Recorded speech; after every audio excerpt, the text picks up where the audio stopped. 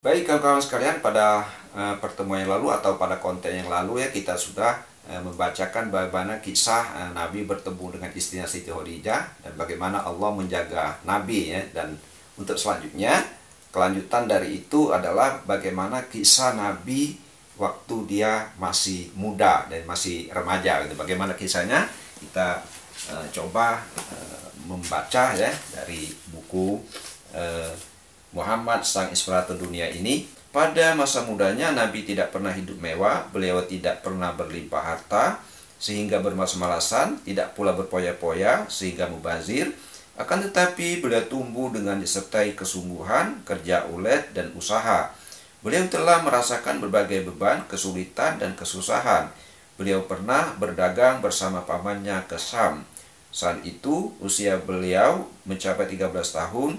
Semua orang menyaksikan sifat amanah, jujur, serta kecakapannya dalam berdagang. Nah itu, 13 tahun sudah berdagang itu ikut pamannya itu ke negeri Syam itu.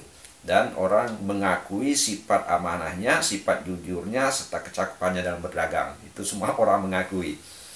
Nabi juga pernah bekerja dan diupah dengan mengembala kambing milik penduduk Mekah sampai usia menginjak 12 tahun. Nah itu sampai usia 12 tahun sudah menjadi pengembala, dari anak-anak sudah menjadi pengembala kambing.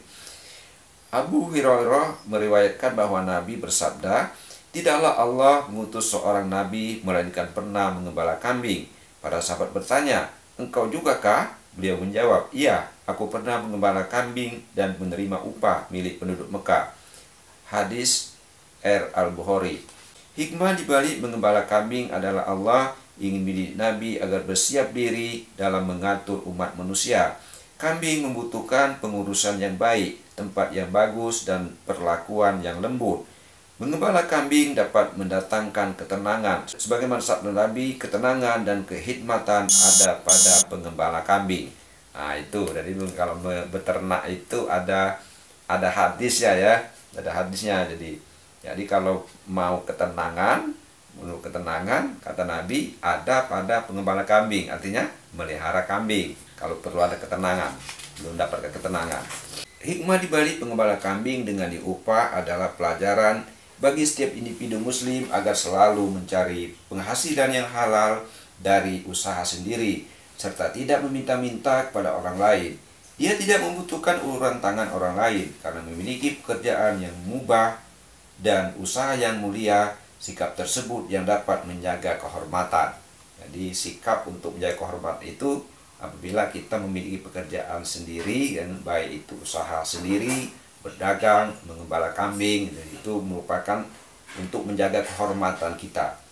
Setiap orang yang membaca sejarah hidup Nabi Muhammad sejak lahir sampai wafat, serta menjadikannya sebagai teladan, niscaya akan bahagia. Jadi setiap orang yang mempelajari keteladanan Nabi Muhammad, dia akan mendapatkan kebahagiaan. Jadi niscaya akan bahagia, sukses, selamat, dan menang. Sebab Allah telah mengumpulkan pada diri beliau semua sifat baik, mulia, suci, dan terhormat. Beliau adalah pengajar sukses serta pahlawan prestasi. Tidak akan sukses dalam membangun peradaban suci, bersih, dan makmur kecuali dengan mengikuti Nabi Muhammad. Dengan agama dan akhlak Nabi, suatu kota yang adil serta kehidupan yang langgeng, tenang, dan aman akan terbentuk. Beliau adalah yatim yang telah mengubah dunia dari kondisi malam yang sunyi menjadi pesta agung, perayaan yang menggembirakan serta kehidupan yang bersinar.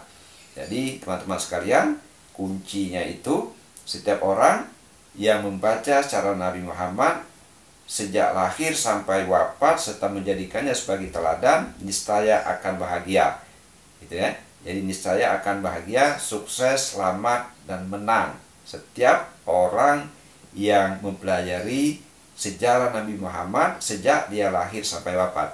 Itu ininya, kuncinya, kata kuncinya itu kan. Baik teman-teman sekalian, terima kasih atas perhatiannya, telah mengikuti ya, telah mengikuti kita menyimak, telah menyimak dengan baik. Kita akan bertemu kembali dengan tema yang lebih menarik berikutnya, yaitu Muhammad Sang Nabi. Nantikan saya di konten berikutnya. Makasih, bila taufiq wa hidayah. Wassalamualaikum warahmatullahi wabarakatuh.